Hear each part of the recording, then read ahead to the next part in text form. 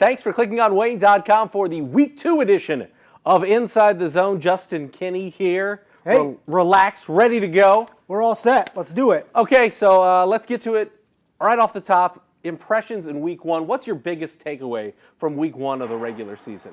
Well, I think you look at the SAC and the lopsided scores we had, lopsided games. Everybody thought, Dwenger Wayne could be decent, Carroll Lewis could be decent, and instead the closest game was 35 points, 41-6 Dwenger win over Wayne. So in terms of who can challenge for the SAC, are we talking Snyder and Dwenger and everybody else, or does Carroll have something to say about it? We'll find that out on Friday, won't we? Yeah, one of the things that I think was very obvious is that there were very lopsided games in the SAC. Yeah. How do you think the conference could go about fixing that? Is it on the onus on the teams? Is it on us on the conference to fix things? Because we kind of have a case where it's seemingly more obvious that there are kind of haves and have-nots in this conference. Look what we had in the NE8, the opening Friday of the season. All non-conference games. 4 games decided by 4 games or less. Those teams are going out and playing like talented teams. You've got Columbia City going to Hammond-Gavitt for a close game. You have East Noble going to Plymouth for a close game. South Bend Riley and New Haven, 2 evenly matched programs. And then we go to the SAC, and you have Snyder destroying Northside. You have Carroll beating up on Lures. You have Dwenger beating up on Wayne. And I think we're so used to the SAC 10-team league, 9 games. Oh, it's just easy for everybody to play everybody, right? But then at the end of the year, we're left with Dwenger and Snyder more often than not, right? What changes? And then we also have the North Sides and the South Sides and the Northrops that are like, it is next to impossible for us to climb up this conference and stay up there. So I would love to see divisions. I would love to see some non-conference games for these teams. I would just like a shakeup in the SAC because we can make it as exciting as possible when we talk and you show highlights and we write things. But in the end, it comes down to Snyder and Bishop Dwenger most years, and that gets boring. Yeah, and if you're one of the teams that is in the have-nots area right at this point, how do you go about climbing, the Mount Everest? We saw Wayne eventually get back to the top of last year where they were competing for a conference championship. I think it was 2013 where it was Northside. Yeah, Northside, yeah. And then, with the Powers twins, Wayne was also up there a while back. But it's more, because I remember those teams, it's more the aberration than it is the norm. Yeah. So how would maybe splitting into a big division and a small school division like the NECC make things more competitive? I don't know if you do big school, small school, because you'd still have teams I think you'd try to do it as even as possible. And then you have some division games, you have some interdivision games, and I think you give teams like Southside and Northside the chance to schedule some out-of-conference games where they can build some momentum, where their kids are winning some football games. Southside in particular, I think would be benefited greatly by being able to step out of conference 2 or 3 times a year and get a couple wins and get kids excited because we've seen, things can derail so quickly with a program in the city if you're not winning because it's so easy to go elsewhere. I mean, if you're not winning at your current school, it's so easy to just go somewhere else where they win, right? So if some of these programs can get some momentum, get some wins, keep kids engaged, get kids excited about their program, it is sometimes extremely tough for some of these schools to do it because they're playing the same schools every year. They're playing the same Carrolls and Homesteads and Dwengers and Snyders that are just going to beat them almost each and every year. Which of the blowouts in the SAC surprised you the most? I think I'm going to go Carroll and Bishop Lures, and I think we should preface it by saying Bishop Lures was only down 14-0 at halftime. They had a chance to score on a big play early in the third that could have made it 14-6, 14-7, and Lures did come out with a lot of energy in that third quarter. Maybe that changes things, but what ifs? Instead, Bishop Lures just gets ground down in the second half. They lose 42-0.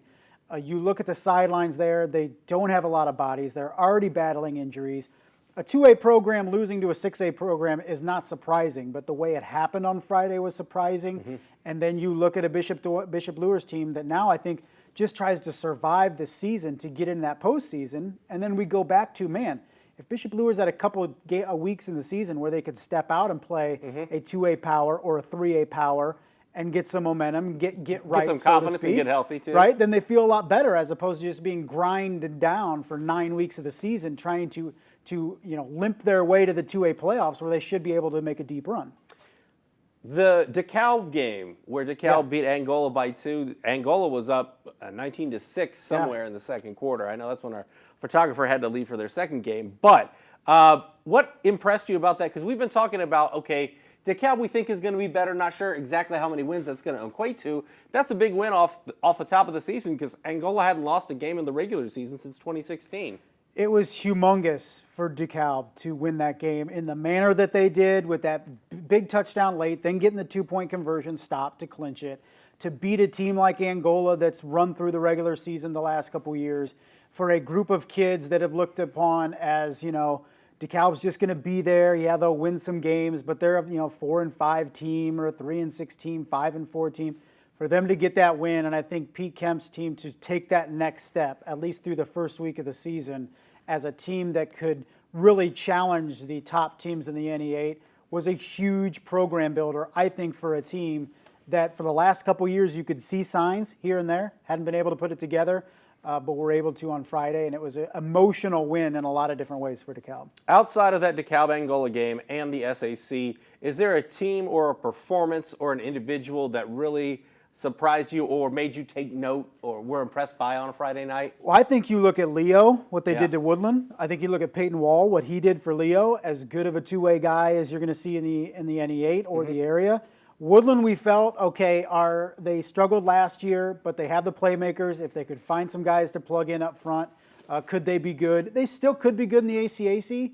But, man, you look at what Leo did. We were so high on East Noble for good reason in the preseason.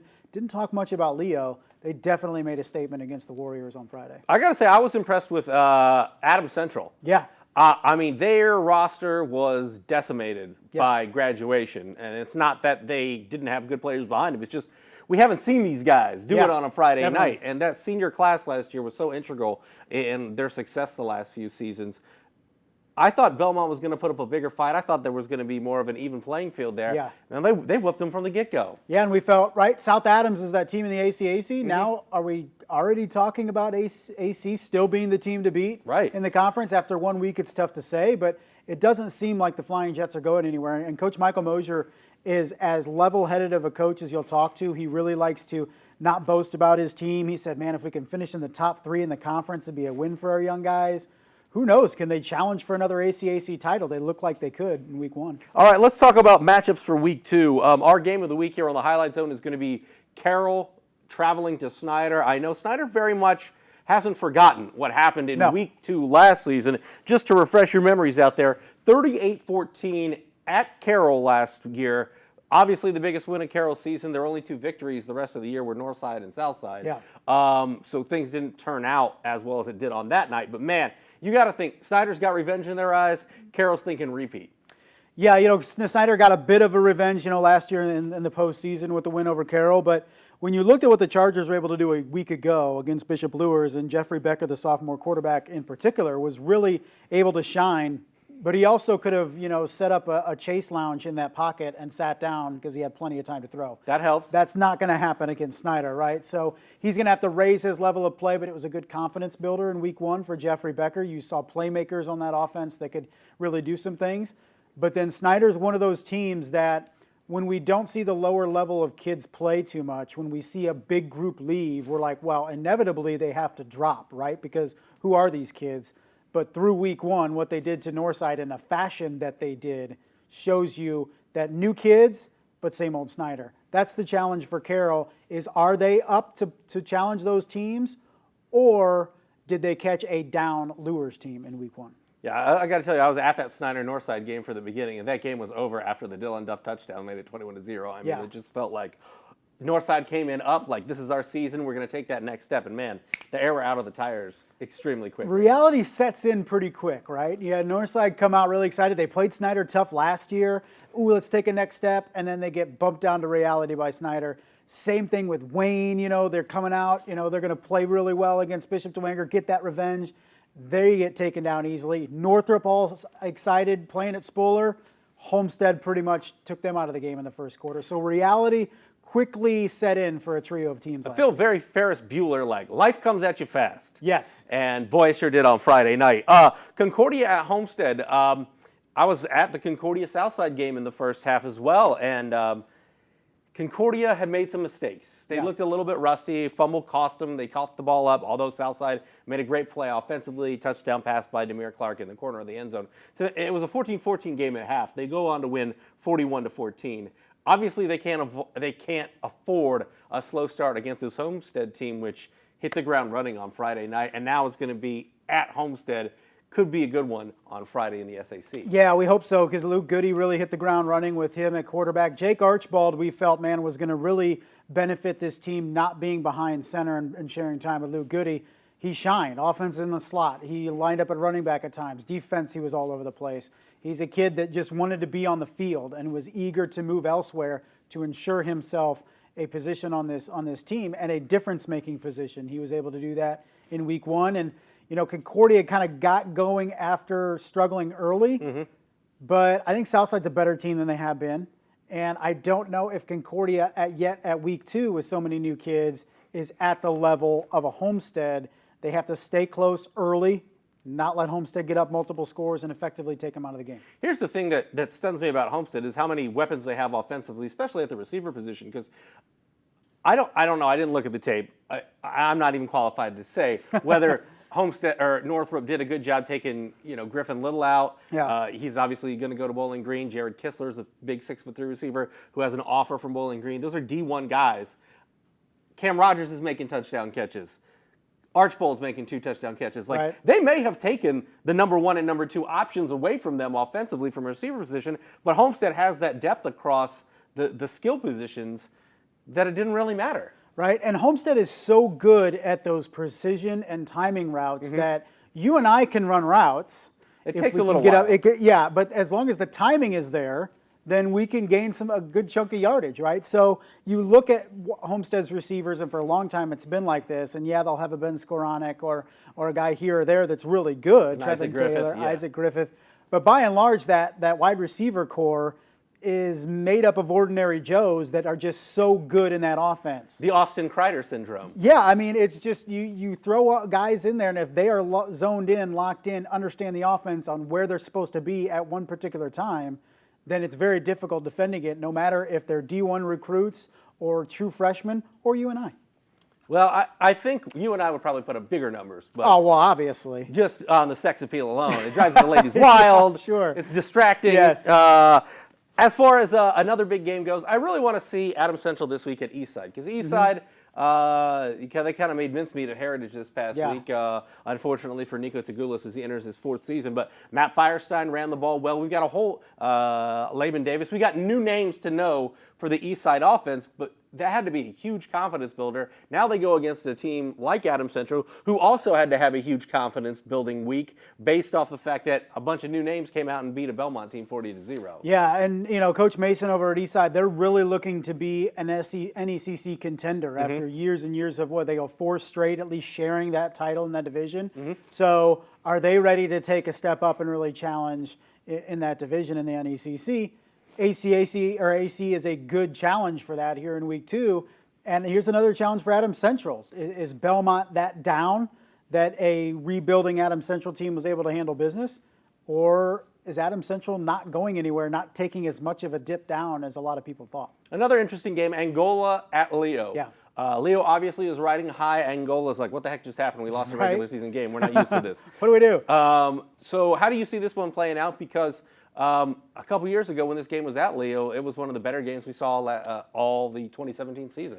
And Angola didn't play terrible last week. I No, think, I guess that's the problem. I mean, Antonio Luevanos goes for 304 yards of total offense. Right. That's pretty good. Ryan Brandt's throwing touchdowns. I mean, stuff is happening positively. It was a solid night of football. 4 years ago, that was a great night for Angola football, right? Yeah. I mean, other than the scoreboard. But, you bounce back now. You get to go to a Leo team that's really riding high after shutting out Woodland.